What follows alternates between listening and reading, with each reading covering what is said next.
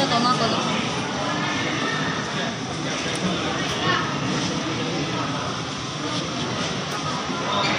พวกคุณใหญ่พวกปลาดีไม่เคยจะถ่ายครับ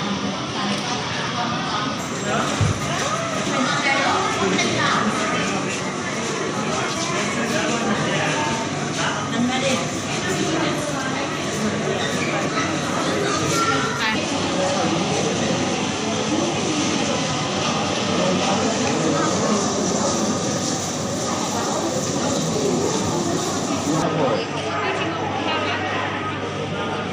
มันคือเห็ด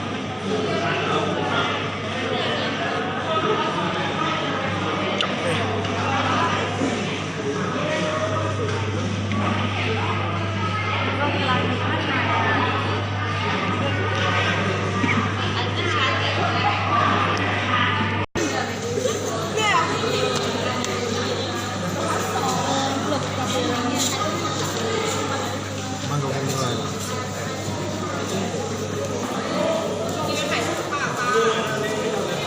เล่นนี่โคตรสนุกดูมันเล่นสิน่าสนุกมาก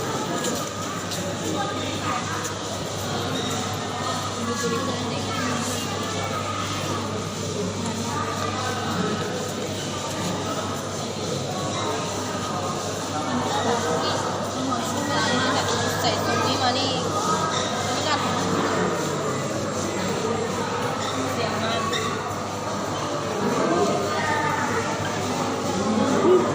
สั่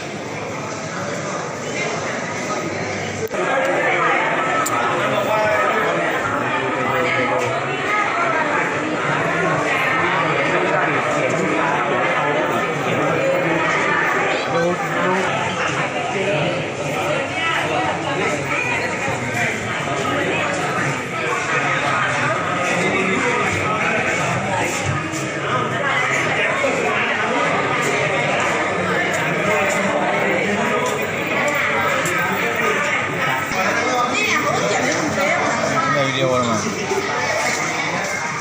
ใส่ดูไหมตัวอะไรวะ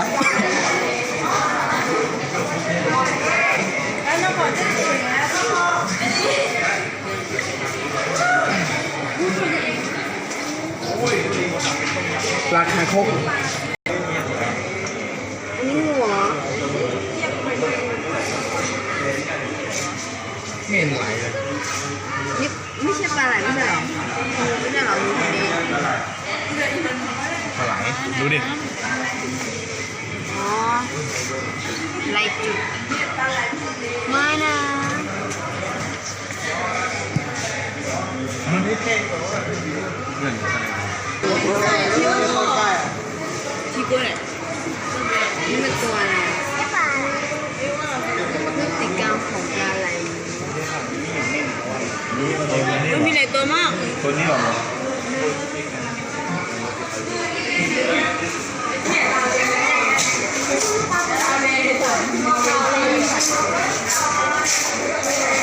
เ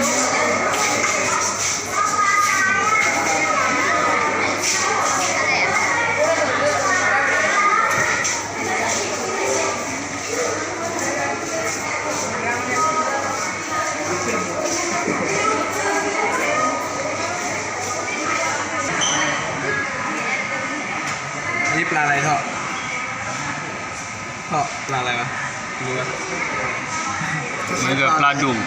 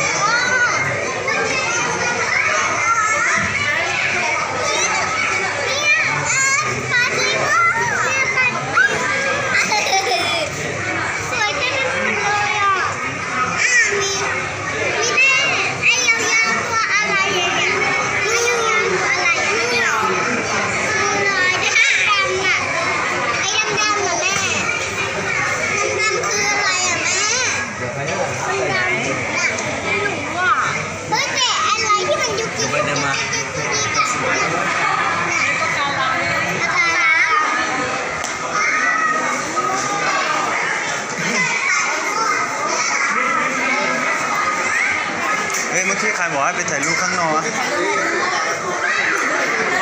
เมื่อกี้ใครบอกว่าถ่ายไปข้างนอกนะครูเขา